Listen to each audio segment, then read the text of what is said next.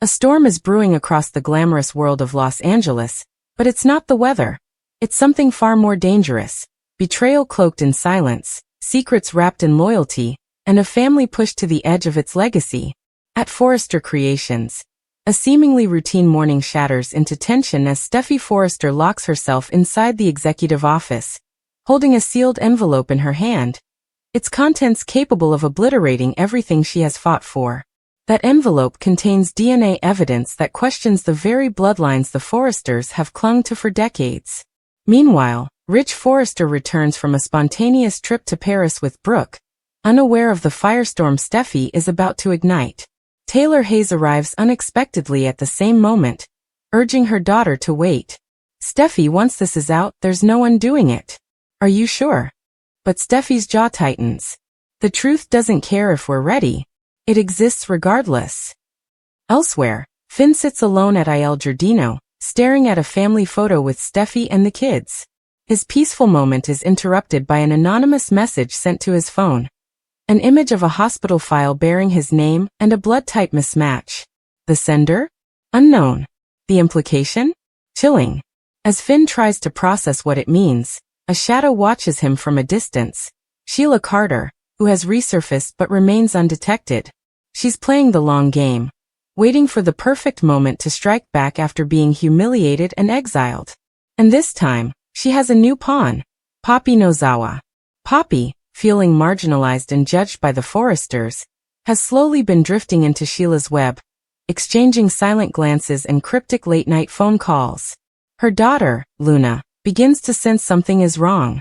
She tries confronting her mother, but is quickly gaslighted into silence.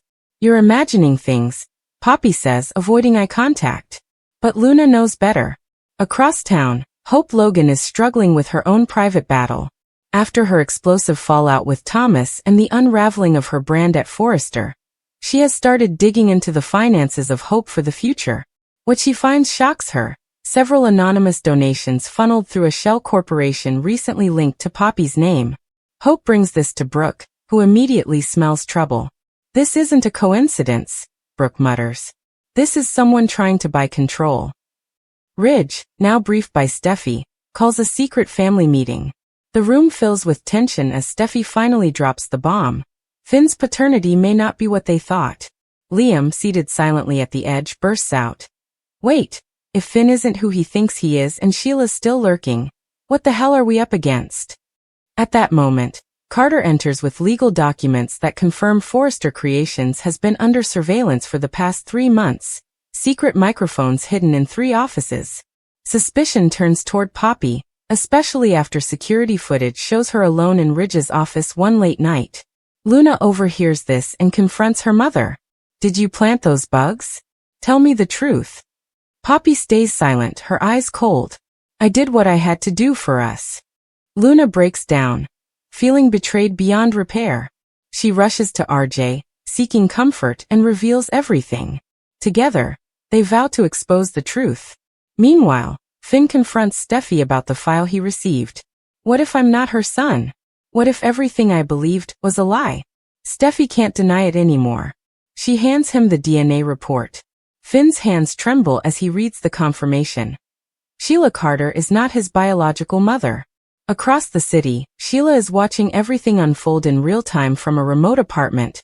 Thanks to a hidden camera system, she bribed a tech intern to install at Forrester. Her smile widens. They think I'm out, but I've never been more in. She dials Poppy. Phase 2 begins now. The fallout begins.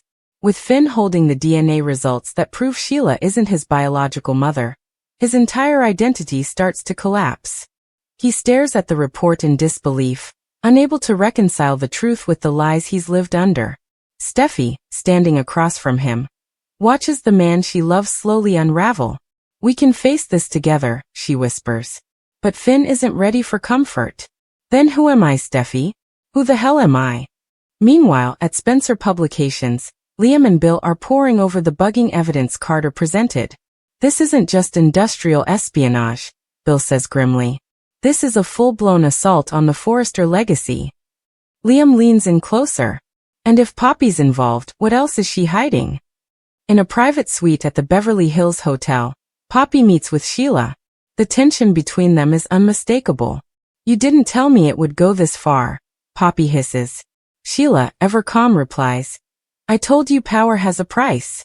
You wanted respect. I'm giving you control. But Poppy's resolve is cracking. She never wanted Luna dragged into this. And now Luna has turned on her. Back at Forrester, Rich, Brooke, and Steffi convene with Carter again. A new piece of evidence has surfaced. Phone logs showing frequent contact between Poppy and an international account tied to Marone Enterprises. That's right. Massimo Marone's ghost has returned through his secret heir.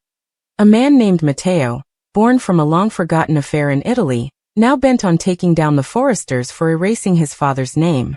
Matteo has been bankrolling Poppy through offshore accounts in Geneva. Ridge is floored. My father's sins are coming back through someone I didn't even know existed. Hope arrives just as the confrontation reaches fever pitch. She's uncovered something that makes everything even worse. One of the shell companies used in the plot is also tied to Deacon's old business associate, meaning Deacon may have unknowingly helped Sheila funnel money into Forrester. The room goes silent. Suddenly Finn barges in. I want answers, he says, holding the report in one hand and a blood test result in the other. If Sheila's not my mother, then who is? That's when Lee enters with a heavy expression. You were adopted, John. I wanted to protect you from the darkness of your real origins. But it's time. The truth no one saw coming. Finn's real mother is a woman named Vivian, a nurse Lee once worked with in Tokyo. Finn stumbles back, betrayed by everyone he thought he could trust. The camera cuts to Luna, who is secretly recording her mother's meeting with Sheila on her phone. RJ helps her send the files to Ridge and Carter just in time. The final showdown begins at the Forrester press room. Ridge hosts a global press conference. We've been infiltrated by those closest to us. But today we take our name back. As he speaks, Sheila and Poppy storm the building, threatening legal action. But it's too late. Carter steps forward, reading a restraining order issued against both women. You're hereby barred from Forrester Creations and under investigation for corporate sabotage. Poppy snaps. You used me and discarded me like I was nothing. You'll regret this. But Luna stands firm. You did this to yourself, Mom. Sheila is arrested on the spot, but as she's led away in handcuffs, she turns to Steffi with one final warning. You may have won today, but I'll always be watching. Always. The final scenes cut between characters facing new crossroads. Finn alone, staring into a mirror, trying to understand who he really is. Luna crying in RJ's arms. Brooke comforting Hope, who feels the weight of her family's legacy collapsing. And Ridge and Steffi, alone in the Forrester CEO office, as Ridge says, everything's changed and yet we're still standing. The episode closes with a pan to a mysterious figure watching from a nearby building rooftop. Matteo Marone, whispering in Italian. It's only the beginning.